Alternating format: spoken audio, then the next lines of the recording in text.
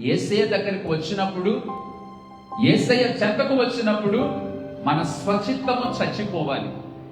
యేసయ్య సన్నిధిలో మన సొంత నిర్ణయాలు, మన సొంత ఆలోచనలు అన్నీ చచ్చిపోవాలి. చెప్తామా? హల్లెలూయా, హల్లెలూయా. పౌలయ్య ఏమంటాడో తెలుసా? నేను క్రీస్తుతో కూడా సిలువ వేయబడి ఉన్నాను, ఇకను జీవించువాడను నేను కాను, క్రీస్తే నయందు జీవించుచున్నాడు. ఆయన చెబుతూ, నేను దినదినము చనిపోవచ్చున్నాను. నేను ఎందుకు దినదినము చనిపోవచ్చున్నానంటే, దినదినము నాలో పాపము బ్రతుకుచున్నది కనుక, బ్రతుకుచున్న ఈ పాపాన్ని చంపడానికి నేను దినదినము చనిపోవలసి వస్తుంది. Praise the lord.